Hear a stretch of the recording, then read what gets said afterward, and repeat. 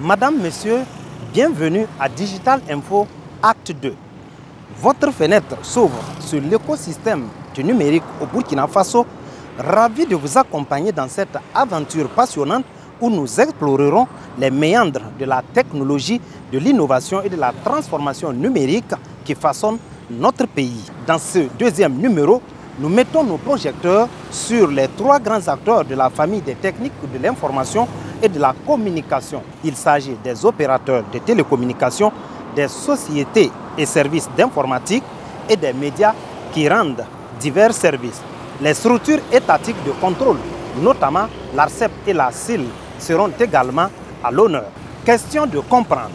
L'invité du jour zoom sur nouveautés, astuces, autant de rubriques qui constituent l'ossature de votre magazine.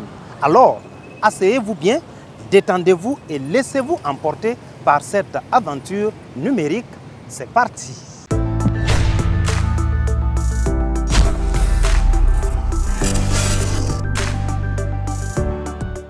Question de comprendre pour débuter ce magazine. Que renferme le terme technique de l'information et de la communication, communément appelé TIC? Réponse. Qu'est-ce que c'est que l'éthique? Présenté par Digital Info. L'éthique, ou technologie de l'information et de la communication, désigne l'ensemble des technologies utilisées pour gérer et transmettre l'information. Cela inclut une large gamme de technologies et de services, souvent regroupées en deux catégories principales. Alors quelles sont ces deux catégories? Les technologies de l'information, TI, cela englobe les ordinateurs, les logiciels, les bases de données et les réseaux informatiques utilisés pour le traitement, le stockage et la gestion des informations. 2. Les technologies de la communication, cela comprend les moyens et outils de communication tels que l'Internet, les téléphones mobiles, les satellites, les réseaux de télécommunication et les systèmes de communication sans fil. L'éthique joue un rôle crucial dans divers secteurs, y compris l'éducation, la santé, les affaires et le gouvernement, en facilitant la communication, l'accès à l'information et l'automatisation des processus. Voici quelques exemples spécifiques de TIC, Internet et les services web, les sites web, les services de courrier électronique, les réseaux sociaux et les plateformes de collaboration en ligne. Matériel informatique, les ordinateurs, les serveurs, les périphériques de stockage et les dispositifs mobiles. Logiciels, les systèmes d'exploitation, les applications bureautiques, les outils de gestion de projet et les logiciels de communication, comme les messageries instantanées. Réseaux de communication, les réseaux locaux, LAN, les réseaux étendus, WAN, les réseaux sans fil, Wi-Fi, et les infrastructures de télécommunication. En somme, l'éthique englobe toutes les technologies qui permettent de créer, stocker, échanger et exploiter des informations de manière numérique. Elles sont devenues essentielles dans notre société moderne, facilitant les interactions et les activités à une échelle mondiale.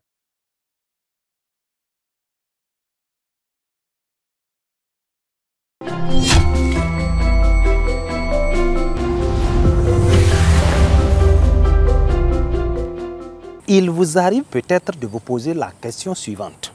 La CIL, Commission de l'informatique et des libertés, et l'ARCEP, Autorité de régulation des communications électroniques et des postes, ne jouent-elles pas le même rôle?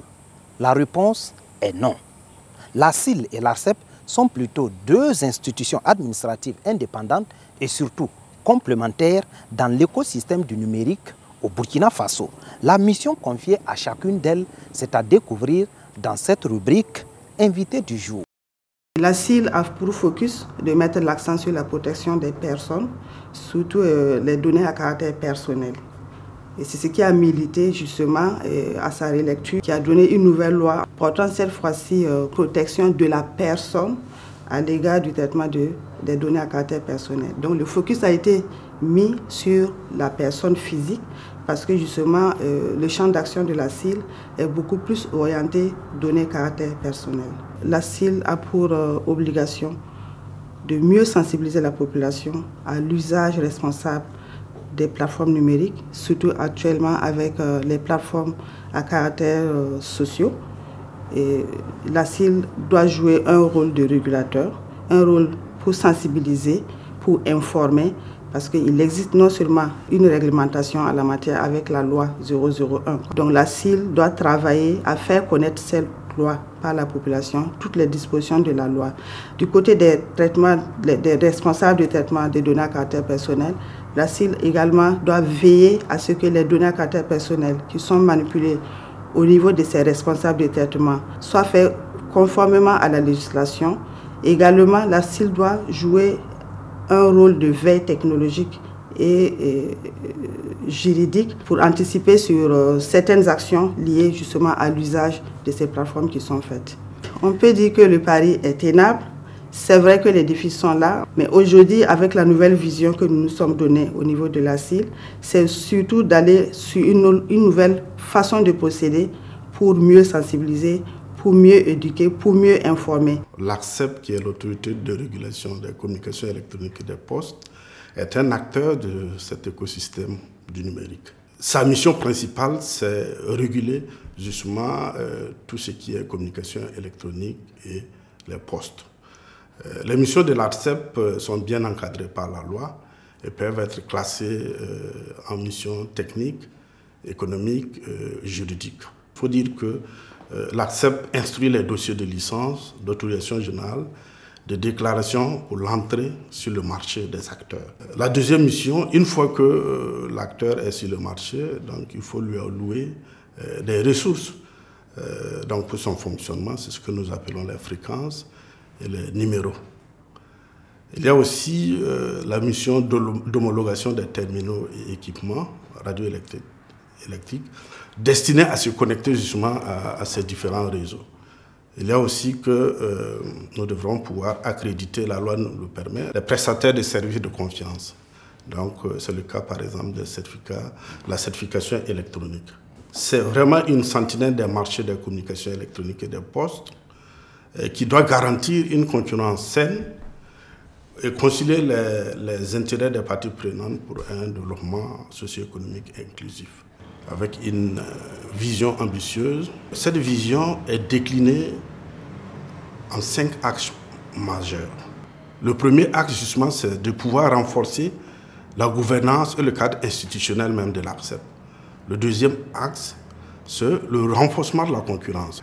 Le troisième axe est dédié notamment aux consommateurs, qui est le renforcement de la protection des consommateurs. Le quatrième axe, c'est la promotion de l'innovation et des compétences dans le secteur des communications électroniques et des postes. Et enfin, un cinquième axe qui est le renforcement de la communication et des relations publiques. Nous avons fait en sorte que ce plan stratégique-là ait comme élément central la régulation par les données. Je suis à Ouagadougou, je suis dans un quartier. Quel est l'opérateur, quel est l'acteur qui offre la meilleure qualité de service? Lorsque on veut implanter donc, un site, un pylône, il y a les riverains qui posent le problème donc, de santé. Donc nous allons faire en sorte que ces riverains, ces potentiels consommateurs, puissent avoir à leur disposition donc, des informations pertinentes relatives donc, à l'exposition du public au champ électromagnétique.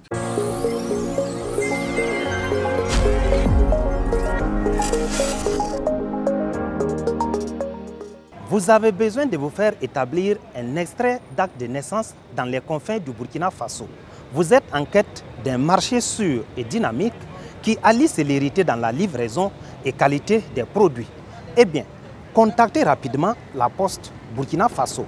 D'ailleurs, vous allez le voir, à partir de votre maison, vous avez la possibilité de commander votre extrait d'acte de naissance ainsi que d'autres types de produits. La Poste Burkina Faso s'est ainsi métamorphosée et se réinvente suivant l'évolution du monde. Quel type de produits la Poste Burkina Faso offre-t-elle à ses clients?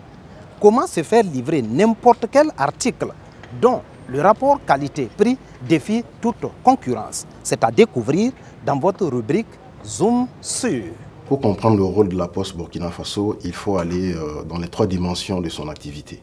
Il faut dire que la Poste a 3 dimensions. Il y a la Poste physique, ce qui concerne les courriers, les colis et le transport donc, des marchandises.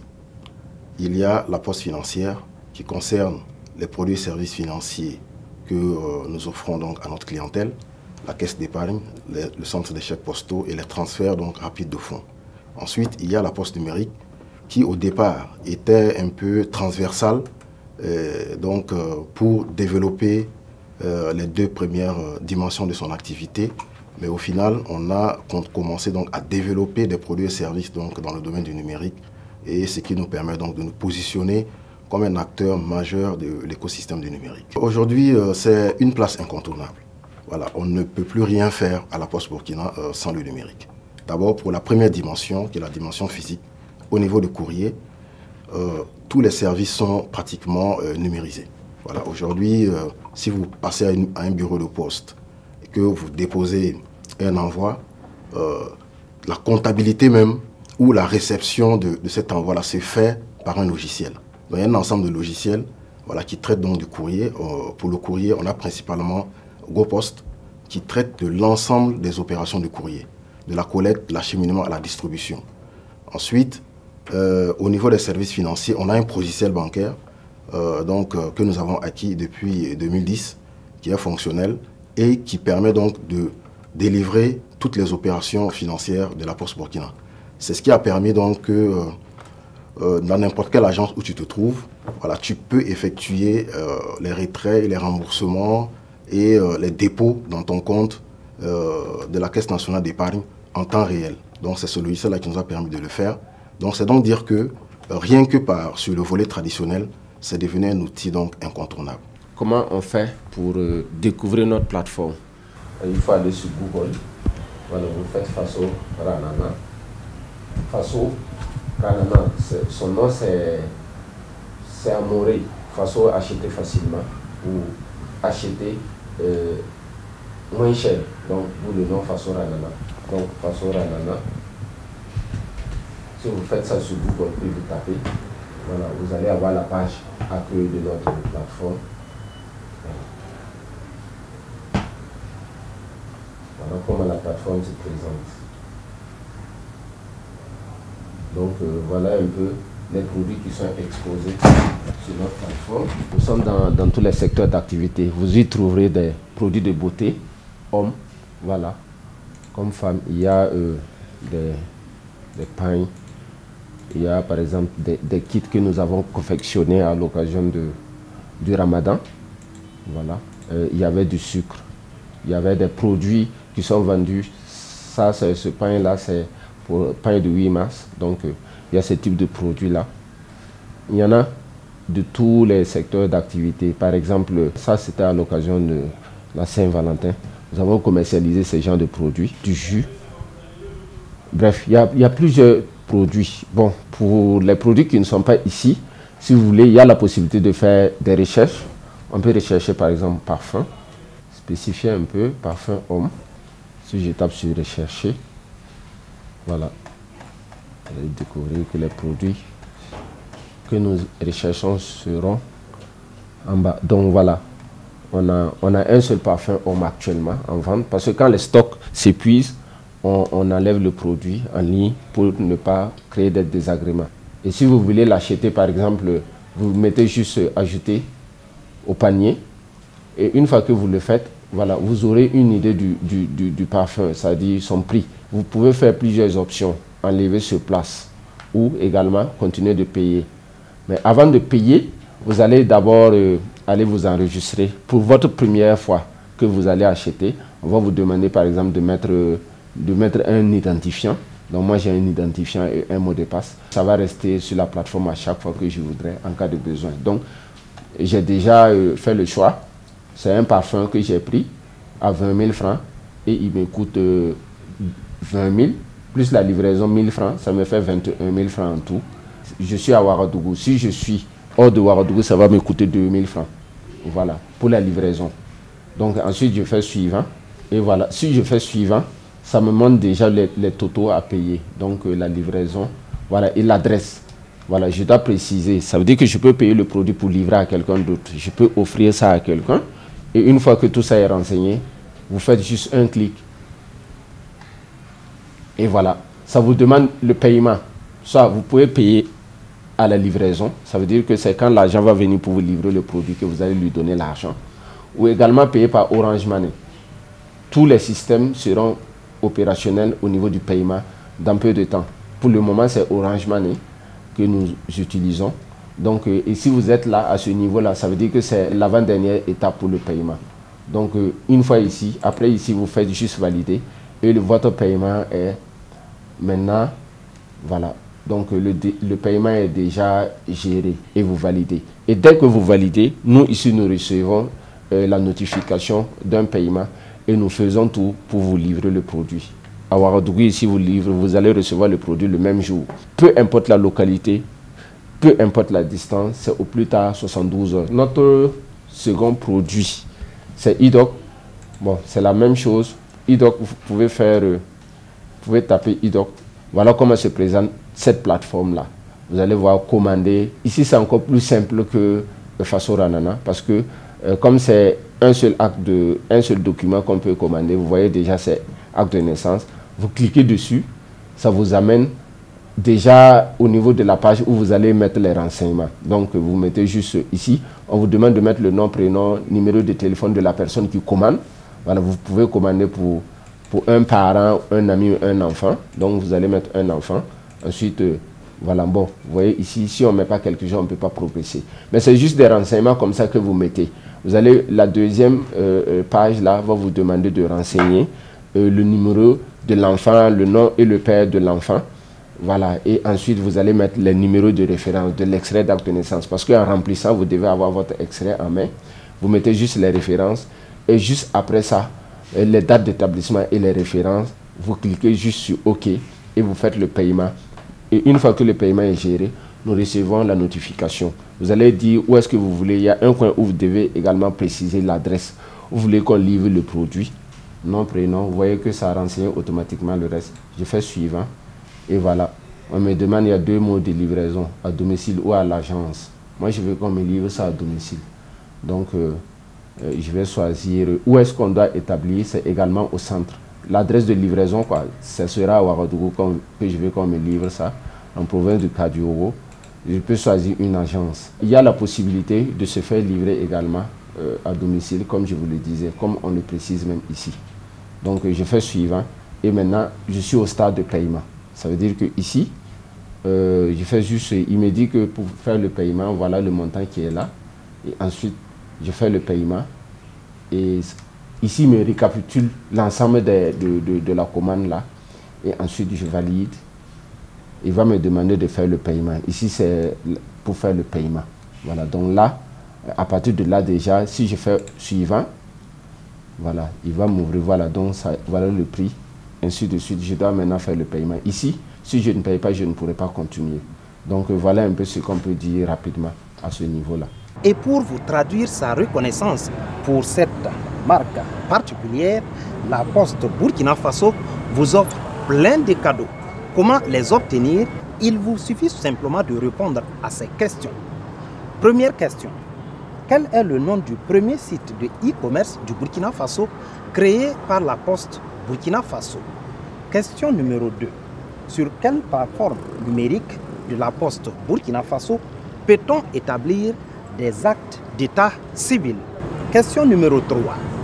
Quelle est l'adresse de connexion de la plateforme d'établissement d'actes d'état civil de la Poste Burkina Faso? Question numéro 4. Quel acte administratif peut-on établir sur la plateforme d'établissement d'actes d'état civil de la Poste Burkina Faso? 5. Comment fait-on pour devenir acheteur sur la plateforme de e-commerce de la Poste Burkina Faso? Question numéro 6.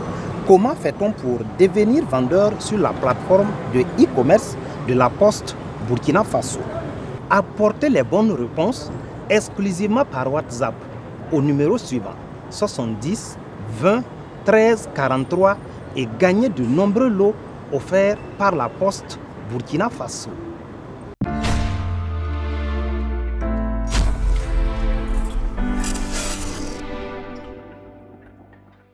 Votre rubrique Nouveautés vous plonge dans la particularité du Burkina Faso en matière d'organisation et de distribution des services Internet. Un projet qui fait du pays des hommes intègres un modèle abouti dans la sous-région. Le projet Backbone national des télécommunications en fibre optique et c'est la société Braille Fiber Solutions, BFS, qui est choisi pour exploiter et gérer la dorsale nationale des télécommunications du pays.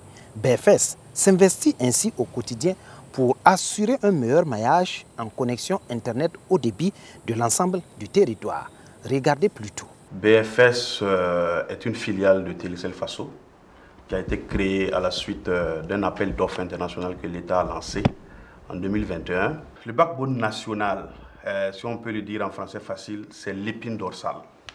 Voilà, c'est un réseau très haut débit par fibre optique que l'État burkinabé a construit pour permettre à l'ensemble des acteurs, à savoir les opérateurs de téléphonie mobile, les fournisseurs d'accès à Internet, de pouvoir desservir leurs clients finaux sur l'ensemble des zones couvertes par le réseau backbone. Depuis l'avènement de ce réseau, il faut dire que BFS joue un rôle important pour plusieurs acteurs. Déjà pour des infrastructures étatiques construites pour consolider l'ensemble de ce qu'on a comme infrastructure numérique pour le pays, c'est à féliciter. L'infrastructure profite aux administrations publiques dans un premier temps. L'infrastructure profite aussi aux sociétés privées, telles que les opérateurs de téléphonie mobile et les fournisseurs d'accès à Internet. Cette infrastructure que l'État a construite et a choisi le modèle de délégation de services publics à travers lequel BFS exploite et commercialise les services de l'infrastructure backbone, c'est une première pour le Burkina et une première pour la sous-région. Quand vous regardez dans la sous-région, c'est au Burkina véritablement qu'on a pu aller jusqu'au bout d'un modèle de délégation de services publics.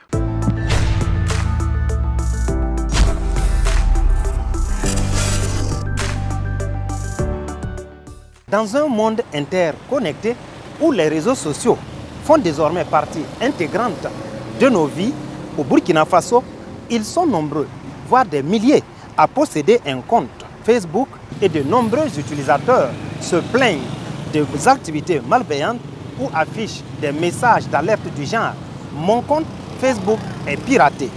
Désormais, plus d'inquiétude. Digital Info veille au grain. Et voici pour vous l'astuce pour sécuriser votre compte Facebook. Je vais vous présenter des astuces pour paramétrer et sécuriser vos données ainsi que vos informations sur Facebook. Vous ouvrez votre compte, vous accédez au niveau de compte, vous cliquez sur paramètres et confidentialité. Ensuite, vous cliquez sur paramètres, vous patientez. Dès que vous avez accédé aux paramètres de confidentialité, vous cliquez sur mot de passe et sécurité. Vous patientez. Une fois que vous êtes dans l'espace paramètres et confidentialité, vous cliquez sur mot de passe et sécurité.